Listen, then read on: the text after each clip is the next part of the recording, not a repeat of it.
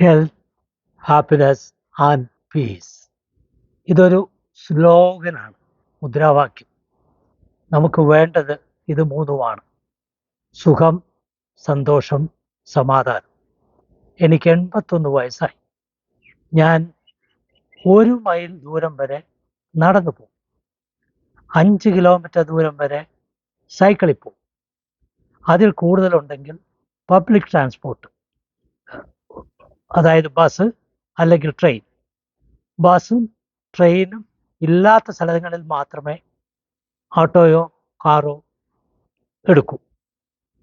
അപ്പോൾ ഇതുകൊണ്ട് നമുക്ക് ഫ്യുവൽ, ഇന്ധനം ലാഭിക്കാം, സാമ്പത്തികമായ നേട്ടമുണ്ടാകും, ആരോഗ്യമുണ്ടാകും, നാട്ടിനു വേണ്ടി എന്തെങ്കിലും ചെയ്തു എന്ന സമാധാനവും ഉണ്ടാകും.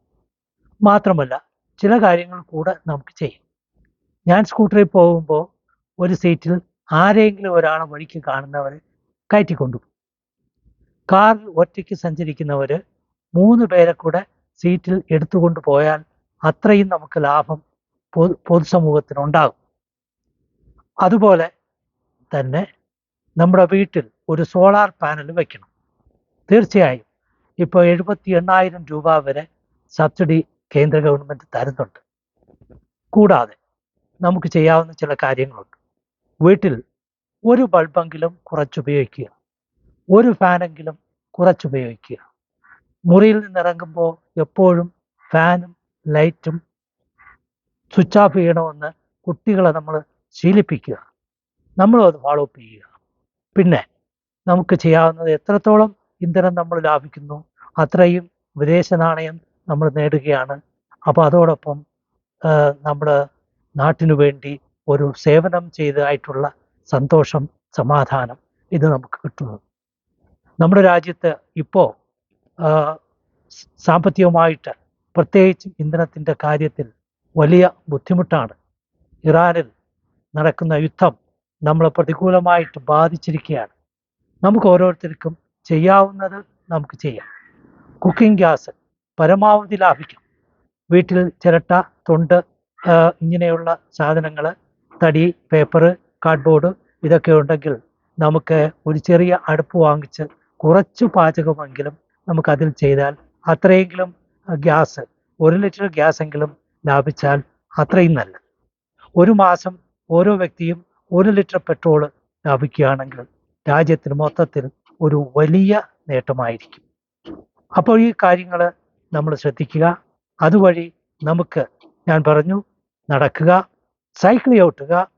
അപ്പോൾ കഴിയുന്നതും പൊതു സൗകര്യങ്ങൾ, അതായത് ബസ്, ട്രെയിൻ, അത് മാത്രം ഉപയോഗിച്ച് യാത്ര ചെയ്യുക. കൂടാതെ വിനോദസഞ്ചാരം എത്രയും കുറയ്ക്കുക. വിദേശ രാജ്യങ്ങളിലേക്ക് പോകുന്നത് കുറയ്ക്കുക. വിദേശ വസ്തുക്കൾ വാങ്ങുന്നത് ഒഴിവാക്കുക. ഞാൻ ഒരു വിദേശ വസ്തു വാങ്ങില്ല, എൻ്റെ വീട്ടിലില്ല. ഇപ്പോഴല്ല, ഇപ്പോൾ എനിക്ക് 81 വയസ്സുണ്ട്. ചെറുപ്പത്തിലേ തുടങ്ങിയ ശീലമാണ്. ഇപ്പോഴും വിദേശ വസ്തു, ഞാൻ 40 രാജ്യങ്ങളിൽ പോയിട്ടുണ്ട്. പോയിടത്തെല്ലാം ഇന്ത്യയിൽ ഉണ്ടാക്കുന്ന ചെരുപ്പ്, വാച്ച്, ഷർട്ട്, പാൻറ്റ്, പെട്ടി ഇതൊക്കെ കൊണ്ടുപോവുകയല്ലാതെ ഒരു വിദേശ രാജ്യത്തു നിന്നും പെട്ടിയോ തുണിയോ ഒന്നും ഞാൻ വാങ്ങിയിട്ടില്ല. അപ്പോൾ ഇതൊക്കെ നമ്മളൊന്ന് ശ്രദ്ധിച്ചാൽ വളരെ നല്ലത്. ഇപ്പോൾ എല്ലാവർക്കും സാധിച്ചെന്ന് വരില്ല, സാധിക്കുന്നവർ ചെയ്യുക. നമ്മുടെ ജനസംഖ്യയുടെ ഒരു ചെറിയ ശതമാനമെങ്കിലും ഈ കാര്യങ്ങൾ ശ്രദ്ധിക്കാമെങ്കിൽ നമ്മുടെ നാട്ടിന് സാമ്പത്തികമായിട്ട് വലിയ നേട്ടമായിരിക്കും ഉണ്ടാകുന്നത്. വ്യക്തിപരമായിട്ടും നമുക്ക് സാമ്പത്തിക നേട്ടം ഉണ്ടാകും.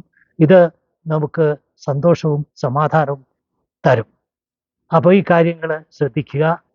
നമ്മുടെ ലക്ഷ്യം ഹെൽത്ത്, ഹാപ്പിനെസ് ആൻഡ് പീസ്. സുഖം, സന്തോഷം, സമാധാനം എല്ലാവർക്കും ഉണ്ടാകട്ടെ എന്ന് ആശംസിക്കുന്നു. നന്ദി, നമസ്കാരം.